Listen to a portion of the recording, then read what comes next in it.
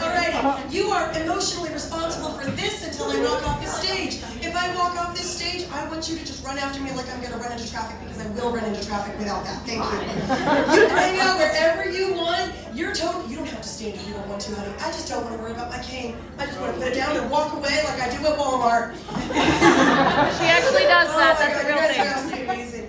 I have to apologize for the state of my voice. My boyfriend was in town last week, and you guys know how it goes, long distance.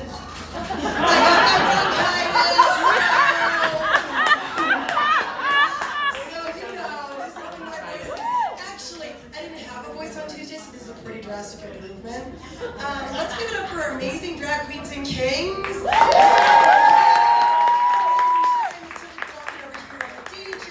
Any other queen you can think of, I need you to keep giving it up for our queens, because I cannot. And it's not because of my voice, it's because the moment you walk out on stage, I'm fucking entranced.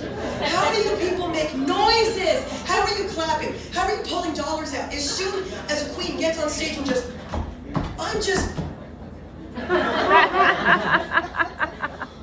oh yeah, just like that, just move, just like, I don't know how you people talk. How are you doing anything? So please keep giving it up for our queens, because I am going to have my soul leaving out of my body for the rest of my night. Thank you. All right, so we're in a really difficult time right now, politically, economically, the Dow and all that bullshit, ICE and all that bullshit. So we're going to reset an important part of our brains. We need to. It's medically required. In your brain, in the back of your brain, is this little thing called the clown shit meter. Now, the clown shit meter is absolutely crucial for when you live in unprecedented times, because your brain likes precedent. So I recommend recalibrating your clown shit meter about 37 times a year. So what we're going to do is do that right now. I'm going to give you some scenarios, and then I'm going to say that's what, and you're going to say clown shit. Because as studies show, saying stuff out loud is fucking annoying and you can't ignore it. So that's what we're going to do. So I'm going to say that's what? Clown shit! That's what I'm fucking talking about. I would have kept doing it until you did it too, so I'm glad you guys understand. Alright, our first scenario. Where are my chronic pain people, my depressive people, my anxiety people?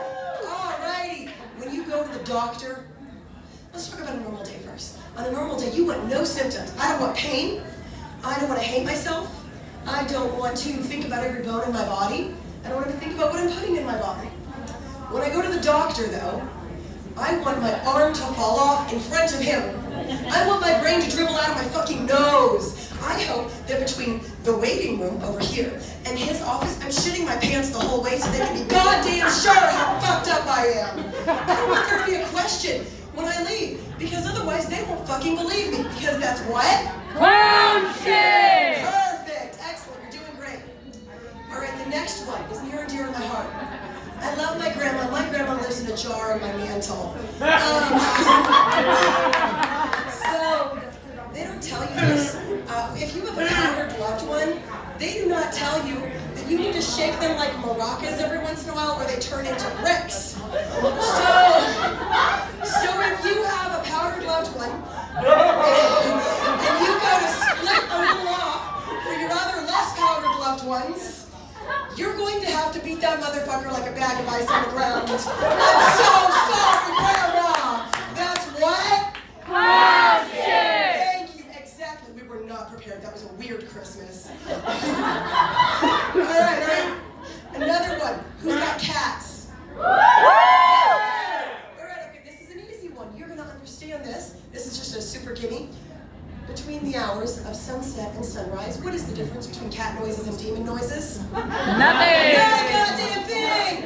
No difference! This is why we own cats. If you don't own a cat, you can be goddamn sure you have demons, because that's what? Clown shit! Yes, that is fucking clown shit. Alright, last one. This one is super important. We added it in 2013. If you don't do this one, your meter might be a little off. So, Apple. Let's talk about Apple for a second. We have emojis for everything. We have, I'm going to sit because I'm winded. We have MPreg, we have blind people, we have shit, we have water pew-pews. Where the fuck is my rubber ducky? Are you really telling me there is not a single tech bro out there that would, what a rubber ducky? Are you telling me that? I don't think so. I think there was a manager that said, no, you cannot have a rubber ducky. You can have a chick hatching out of an egg or a mallard, but you cannot have a rubber ducky. Fuck you. That's what? Clown! Give me my goddamn rubber ducky apple. I want it. I want the fucking duck. So, I'm autistic. I'm super autistic. I'm late diagnosed autistic, first of all. Who else is late diagnosed autistic in here? Yes! There's like 2 of you, that's what I'm talking about. We're already friends, perfect.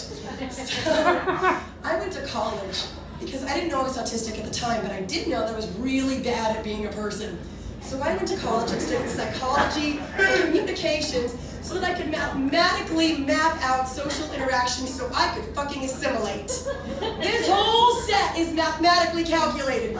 So if it sucks, it's because I'm bad at math. But because I'm autistic, I fall for pranks a lot. From my friends, from my mom. They like to use a lot of blind-based pranks. So my friends will park near cars that look just like their cars, and as we get closer, we'll hang back a little bit just to see how far into the other car I would get. Guilty. As it turns out, I will get buckled the fuck up in with my drink in the hand and a stranger in the driver's seat. So, but my mom has a sense of humor. That's for goddamn sure. She has a sense of humor. She would take us to Walmart. I was in a big family. 4 kids, my mom, my grandma, my papa. When we went to the grocery store, we took the zoo out of the enclosure and into the public, okay? So we would go grocery shopping for the whole house, and we would get all the way up to the registers, and then my mom would pick the one blind kid in the batch, the one of us. Me, been blind the whole time. Okay, she'd pick me, and she'd go, hey Lori, and we're in a Walmart Supercenter, so this ain't no fucking Aldi's. In the Walmart Supercenter, at the register, she goes, hey Lori, we could put these eggs back. And then I will do it. And I did this clean through college, motherfuckers. Okay? And then I will do it, I will walk back. And then I will spend, I don't know, 20 minutes looking for my mom because I know that my mom's not going to leave the store. And she knows that I know that she's not going to leave the store. So she knows that I know that all I have to do is keep fucking looking for her while she's walking 2 aisles behind me laughing at me for 20 minutes. I was 4 the first time. It happened last Christmas. I love my mom to death.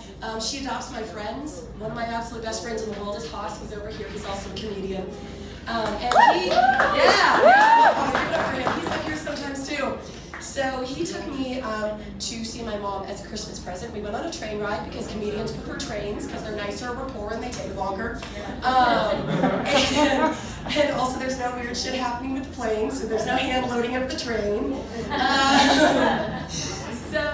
So Haas comes for Christmas, and let's just call back real second. You guys remember Grandma? Yeah. Okay, let me be clear about Grandma. Grandma is in one of those seasoning jars that's airtight. That, like, you pop the little thing down. Okay, she's in one of those, and what it says is Grandma, birth, death, 1/3 cup, because she taught me how to bake, and she would be rolling over in her jar if I just put an amount in there. So imagine Haas's concern when my mom hands him a jar of homemade hot chocolate powder. And he looks at my mom and he said, you know, I love you and I feel so loved and accepted by your family, so please, I just have to ask, who am I meeting? And my mom and I fucking died, to which she said, Papa. That motherfucker was 400 pounds, no legs. We got 10 jars of him. All right. One last little bit as an homage to my mom, to all moms out there. We all love our moms. Most of us love our moms. Most of our moms love us. Not everybody. Some of y'all, that's why you have sex the way you do. My mom should be she's in Ohio. I'm here. She calls me to catch up. I call her to catch up. You know how it is. When your mom calls you, sometimes you're busy, you're doing shit, you've got a life, you're poor, trying to get a job, you're doing comedy on stage, whoring yourself out for strangers, like, I don't got time to talk to you. But the moment she does not pick up, I assume she's dead. My mother not picking up the phone is a fucking crime. You pushed me out, you pushed me. Amen. The least you could do is pick up the phone. Amen. I have to be here. You do too. God damn it, woman. That part. But no, you don't get to get upset if I missed your call. If you, that's not how, I'm your daughter. You have to love me anyway. What the fuck? I don't goddamn think so. It's just like my dog Petunia. My dog may be a threat to national security, but I love her anyway. All right, you guys have been absolutely amazing. Thank you so much.